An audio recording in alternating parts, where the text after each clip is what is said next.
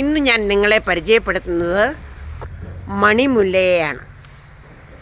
ഇതിൻ്റെ ശാസ്ത്രീയ നാമം പൊറാന പാനിക്കുലേറ്റ് എന്നാണ്. ഇതിന് പല പേരുകളുണ്ട്. ക്രിസ്മസ് ക്രീപ്പ്, ക്രിസ്മസ് ജാസ്മിൻ എന്നൊക്കെ ഇതിൻ്റെ പേരുകൾ. നോക്കിക്കേ, മണികൾ പോലെയുള്ള മൊട്ടുകളാണ് ഇതിൽ കാണുന്നത്, മണിമണിയായിട്ടുള്ള. അതുകൊണ്ട് തന്നെയാണ് ഇതിന് മണിമുല്ല എന്ന് പേര് വന്നത്. ധാരാളം പൂക്കളുണ്ടാകും, കൊല കൊലയായി വിരിഞ്ഞ് പരന്ന് പന്തലിച്ച് കിടക്കുന്ന പൂക്കൂട്ടങ്ങളെ കാണാം. മേലെ ഭാഗത്തൊക്കെ കണ്ടോ എന്തുമാത്രം പൂക്കളാണെന്ന് നോക്കിയേ. ഇതാ 100 കണക്കിന്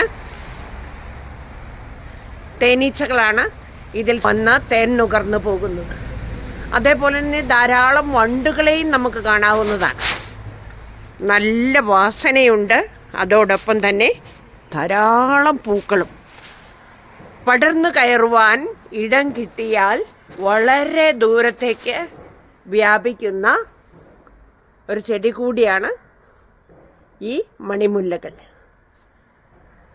ഇതിൻ്റെ കെയർ നോക്കിയാൽ it is easy to grow and care about. നല്ല എളുപ്പമാണ് ഇതിനെ ശുശ്രൂഷിക്കുവാൻ. കാരണം എന്താ, ഒരു ചെടി കിട്ടിയാൽ ഒരു 6 മാസം കൊണ്ട് തന്നെ ഇത് പൂത്തുലയ്ക്കാൻ തുടങ്ങും. 6 മാസം കൊണ്ട് തന്നെ ഇത് പൂക്കാൻ തുടങ്ങും. ഒരു സെറ്റ് പൂക്കൾ വിടർന്ന് കൊഴിയുമ്പോഴേക്കും അടുത്ത പൂക്കൾ വിടർന്നിരിക്കും. ഒരു ദിവസം മാത്രമാണ് ഈ പൂക്കളുടെ ആയുസ്. ഇപ്പോൾ ഒരു കോവണി വെച്ച് കയറുകയാണെങ്കിൽ അങ്ങേ ഭാഗത്തേക്കൊക്കെ പരന്നു നിൽക്കുന്ന പൂക്കളെ കൂടി എടുക്കാമായിരുന്നു. കണ്ടില്ലേ എത്രമാത്രം വിസ്തൃതിയിലാണെന്ന്. അപ്പോൾ നമ്മൾ ചെയ്യേണ്ടത് ഒരു തൈ സംഘടിപ്പിക്കുക. തൈ സംഘടിപ്പിച്ചു കഴിഞ്ഞാൽ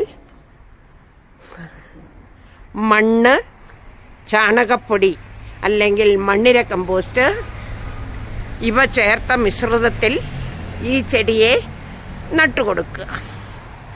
നല്ല ഡ്രെയിനേജുള്ള ചട്ടികളിലാണ് ഇതിനെ നടേണ്ടത്.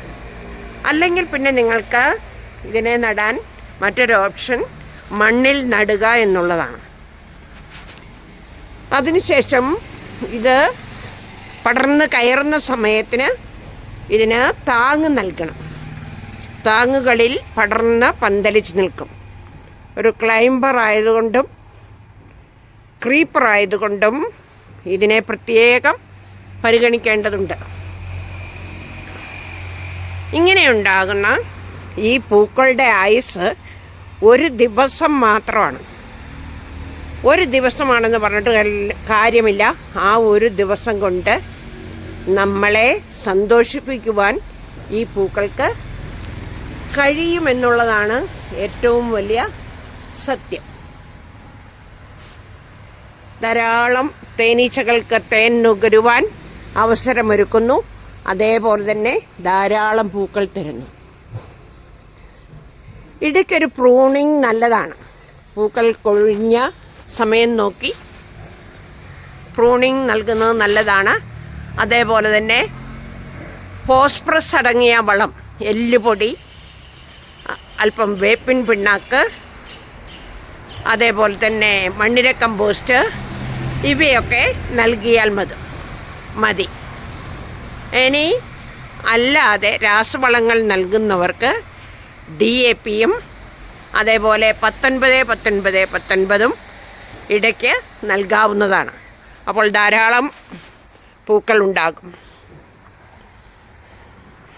നമ്മൾ സ്വന്തമാക്കേണ്ട ഒരു ഫ്ലവർ കൂടിയാണ്, ഒരു ചെടി കൂടിയാണ് ഈ മണിമുല്ലച്ചെടി അല്ലെങ്കിൽ ക്രിസ്മസ് ജാസ്മിൻ.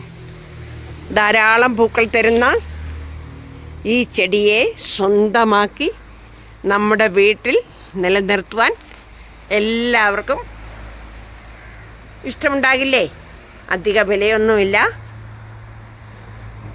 50 മുതൽ 100 രൂപ വരെയൊക്കെ വിലയാണ് ഇപ്പോൾ ഈ ചെടിക്ക് മാർക്കറ്റിലുള്ളത്. എന്നാൽ എല്ലായിടത്തും ഇത് കിട്ടുന്നില്ല എന്നുള്ള ഒരു സങ്കടം ബാക്കി നിൽക്കുന്നുണ്ട്. ഇത് കണ്ട മൊട്ടുകളുടെ കൂട്ടം കണ്ടില്ലേ? ഇതിൻ്റെ പിൻഭാഗത്തേക്ക് പോകാം നമുക്ക്.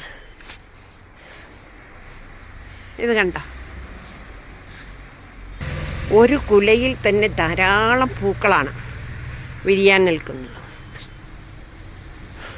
വിരിഞ്ഞു കഴിഞ്ഞത് ഇങ്ങനെ കാണപ്പെടുന്നു, കണ്ടില്ലേ? ഇതിൽ തന്നെ വെള്ളയും ക്രീമും ഉണ്ട്. ഇത് കുറച്ചൊരു ക്രീം കലർന്ന പൂക്കളാണ്. ഗുണം മാത്രമല്ല, ഇതിൻ്റെ മണവും പ്രധാനം തന്നെയാണ്. ഇനി ഇതിൻ്റെ പ്രൊപ്പഗേഷൻ രീതി എന്ന് പറഞ്ഞാൽ സ്റ്റെം കട്ടിംഗ് ഉപയോഗിച്ചാണ് ഇതിനെ പ്രൊപ്പഗേറ്റ് ചെയ്യുന്നത്. മണിമുല്ലയുടെ ഇപ്പോഴത്തെ അവസ്ഥ കണ്ടില്ലേ? എല്ലാ പൂക്കളും കൊഴിഞ്ഞു, അങ്ങനെ ശാന്തമായി നിൽക്കുകയാണ് അടുത്ത പൂക്കളെ പ്രതീക്ഷിച്ചുകൊണ്ട്. നമുക്കെന്നാൽ നമ്മുടെ പ്രൊപ്പഗേഷന് വേണ്ടി ചില കമ്പുകളെ തിരഞ്ഞെടുക്കാം.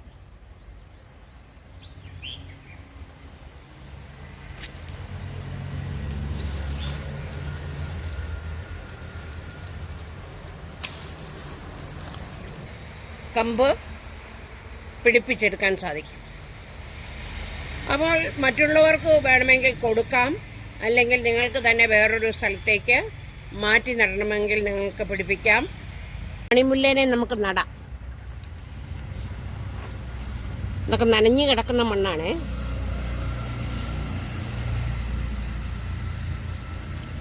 രണ്ടെണ്ണമോ മൂന്നെണ്ണമോ ഒക്കെ വെച്ച് ഒരു ചട്ടിയിലേക്ക് അങ്ങ് നട്ടു കൊടുക്കാം. ഇതിപ്പം നനഞ്ഞിരിക്കുവാണല്ലോ. അപ്പോൾ ഇതിനെ കൊണ്ടുപോയി തണലിൽ വെക്കണം.